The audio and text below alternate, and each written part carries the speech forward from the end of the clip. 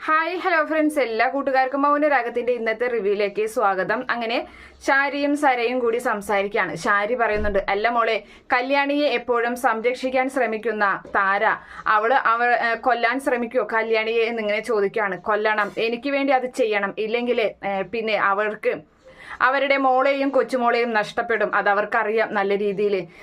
അപ്പോൾ ആ സമയത്ത്, അല്ല മോളെ, ഈ കിരൺ എന്ന് പറയുന്നവൻ നിന്റെ അച്ഛനെ കാട്ടിൽ പോയി കൊന്നു കളഞ്ഞവനാണ്. അങ്ങനെ ഒരുത്തനെയാണ് നീ ആഗ്രഹിക്കുന്നത്.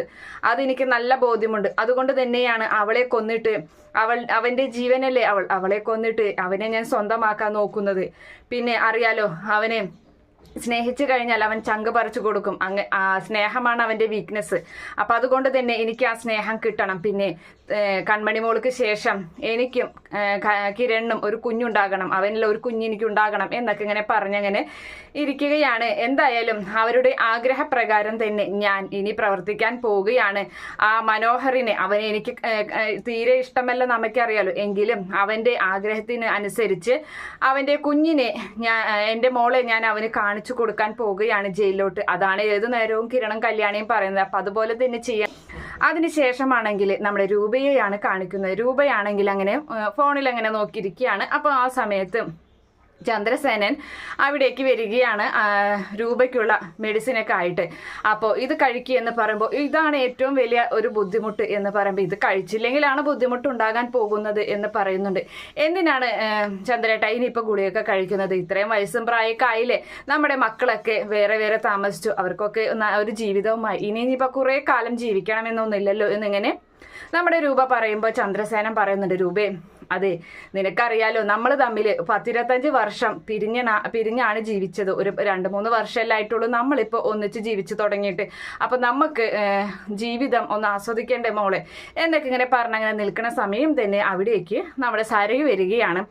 അങ്ങനെ സരയു, വാ മോളെ, ഇവിടെ ഇരിക്കി എന്ന് പറഞ്ഞ് വലിയ സ്നേഹത്തോടു കൂടി ചന്ദ്രസേനന്റെ അരികിൽ തന്നെയാണ് ഇരുത്തുന്നത്. അങ്ങനെ അവൾ അവിടെ വന്നിരിക്കുകയാണ്. എങ്ങനെയുണ്ട് ഇപ്പം ആൻറ്റിക്ക് എന്നൊക്കെ ഇങ്ങനെ ചോദിക്കുന്നുണ്ട്. കുഴപ്പമില്ല എന്ന് പറയുന്നുണ്ട്. അങ്ങനെ ആ സമയത്ത് മോൾ എന്ത് ചെയ്യുന്നു ചോദിക്കുകയാണ് സരയു. മോൾ അപ്പുറത്തുണ്ട് മോളെ എന്ന് പറയാണ്. അപ്പോൾ അത് ഞാൻ മോളെ കൊണ്ടുപോകാൻ വേണ്ടി വന്നതാണ്, ഞാൻ പോകുന്നത് ജയിലിലോട്ടാണ് എന്ന് പറയുന്നുണ്ട്. അപ്പോൾ അവർ ജയിലിലോട്ടോ എന്നുള്ള രീതിയിൽ അങ്ങനെ അപ്പോൾ അത് മനോഹറിന് കുഞ്ഞിനെ കാണിച്ചു കൊടുക്കാൻ പോവുകയാണെന്ന് പറയുമ്പോൾ രൂപ പറയുന്നുണ്ട്, സരയു, ഇത് ഒട്ടും വിശ്വസിക്കാൻ പറ്റുന്നില്ലല്ലോ, നീ ഉള്ളത് തന്നെയാണോ പറയുന്നത് എന്ന് രൂപ ചോദിക്കുകയാണ്. അതെ ആൻറ്റി, എനിക്ക് വലിയ താല്പര്യം ഉണ്ടായിട്ടില്ല, പക്ഷെ കല്യാണിയും കിരണും എന്നോട് ഇത് തന്നെയാണ് നിർബന്ധിക്കുന്നത്. അപ്പോൾ അതുകൊണ്ട് അവനോട് ക്ഷമിക്കാൻ ഞാൻ തീരുമാനിച്ചു. എന്തായാലും കുഞ്ഞിനെ കാണിച്ചു കൊടുക്കാം, അവന് ഏറ്റവും ഇഷ്ടം കുഞ്ഞിനെയാണെന്നാണല്ലോ പറയുന്നത് എന്ന് പറയുന്ന സമയത്ത് ചന്ദ്രസേനൻ പറയുന്നുണ്ട്, മോളെ, നല്ല കാര്യം തന്നെയാണ് അവന്റെ മാറ്റം, അത് യഥാർത്ഥത്തിലുള്ള മാറ്റം തന്നെയാണ്. നിങ്ങൾ ഒന്നിച്ചു കഴിഞ്ഞാൽ നിനക്ക് നല്ലൊരു ജീവിതമായിരിക്കും ഉണ്ടാകാൻ പോകുന്നത് എന്നൊക്കെ പറഞ്ഞ് അവൾ അങ്ങനെ പ്രശംസിച്ചുകൊണ്ടിരിക്കുകയാണ്. ആ സമയത്താണ് അവിടേക്ക് കിരൺ വരുന്നത്. അങ്ങനെ കിരൺ അവിടേക്ക് വരുമ്പോൾ ഇവളിവിടെ ഉണ്ടായിരുന്നു എന്ന് ചോദിക്കുകയാണ്. ഇവൾ എന്തിനാ ഇവിടേക്ക് വന്നതെന്ന് അറിയോ? കുഞ്ഞിനെയും കൊണ്ട് ജയിലിലോട്ട് പോയി മനോഹറിനെ കാണിച്ചു കൊടുക്കാൻ പോവുകയാണ് എന്ന് പറയുന്ന സമയത്ത് കിരൺ ചിരിക്കുന്നുണ്ട്. അപ്പൊ കിരൺ പറയാണ്, സത്യമാണോ എന്ന് ചോദിക്കുകയാണ്. അപ്പൊ അതെ, എന്തായാലും നല്ല കാര്യമാണ് സരയു, നിന്റെ മാറ്റം അംഗീകരിക്കാൻ പറ്റും. അത് എന്തായാലും നീ അങ്ങനെ തന്നെ ചെയ്യണം, അവനെ സ്നേഹിക്കണം. അവന്റെ തെറ്റ് അവന് മനസ്സിലായതാണ്. അതുകൊണ്ട് തന്നെയാണല്ലോ അവൻ ഇവനെ കൊന്നിട്ട് ഗംഗപ്രസാദിനെ കൊന്ന് അവൻ ജയിലിലോട്ട് പോയത്, കിരണിനെ വരെ രക്ഷിച്ചത് എന്നുള്ള കാര്യമൊക്കെ അങ്ങനെ സംസാരിച്ചങ്ങനെ ഇരിക്കുകയാണ്. അങ്ങനെ അതിനുശേഷമാണെങ്കിൽ നമ്മുടെ സരയു പോകുന്നത് ജയിലിലോട്ട് തന്നെയാണ്. കുഞ്ഞിനെയും കൊണ്ട് പോകുന്നുണ്ട് മനോഹറിന്റെ അരികിലേക്ക്. അങ്ങനെ ജയിലിലെ പുറത്ത് അങ്ങനെ നിൽക്കുകയാണ്. അപ്പൊ ആ സമയത്ത് മനോഹർ അവിടേക്ക് വരുന്നുണ്ട്. മനോഹർ വരുമ്പോൾ മനോഹർ സരയുവിനെ കണ്ട് ആകെ അന്തം വിട്ട് നിൽക്കുകയാണ്. എന്താണ് ഈ താരി കാണുന്ന കാഴ്ച എന്നുള്ള രീതിയിൽ.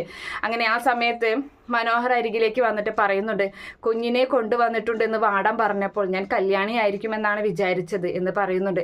സരയു ആണെന്ന് ഞാൻ ഒട്ടും പ്രതീക്ഷിച്ചില്ല എന്നും പറയുകയാണ്. അപ്പോൾ ആ സമയത്ത് എനിക്കും വലിയ താല്പര്യം ഉണ്ടായിട്ടല്ല, പക്ഷേ കല്യാണിയും കിരണും നിർബന്ധിക്കുന്നുണ്ട്. കല്യാണിയാണ് എന്നോട് ഏതു നേരവും പറയുന്നത് നിന്നെ കുഞ്ഞിനെ കൊണ്ട് കാണിക്കണമെന്ന് പറയുമ്പം ഞാൻ ഒരുപാട് തെറ്റുകൾ ചെയ്തിട്ടുണ്ട് സരിയും.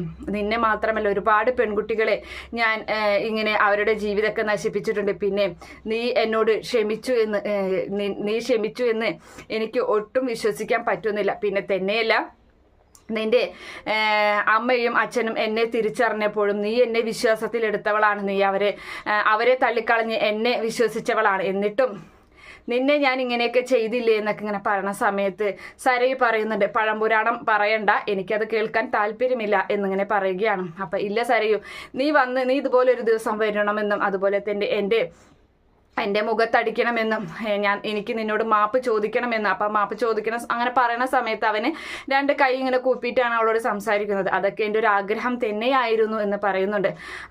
അപ്പോൾ മോളോട് എന്തെങ്കിലും സംസാരിക്കാനുണ്ടെങ്കിൽ സംസാരിച്ചോ എന്നിങ്ങനെ സരയു പറയുകയാണ്.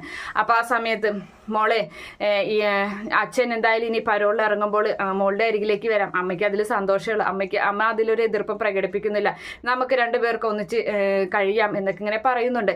അങ്ങനെ ആ സമയം നമ്മുടെ സരയു പറയാണ്, അതെ ഇനി ഞാൻ പോട്ടെ, അധികം സമയം നിൽക്കാൻ പറ്റില്ല എന്ന് പറയുമ്പോൾ, അല്ല ഞാൻ ജയിലിൽ നിന്ന് കത്തുകൾ കിരൺ അയക്കാറുണ്ട്, ഇനിയിപ്പോൾ അത് സരയുവിന് അയക്കുന്നതിൽ വിരോധമുണ്ടോ എന്ന് ചോദിക്കുകയാണ്. ഇല്ല, ഒരു വിരോധവുമില്ല, അയച്ചോ എന്ന് പറയുകയാണ്. അപ്പോൾ അത് വലിയ സന്തോഷമാകുന്നുണ്ട് നമ്മുടെ മനോഹരന്.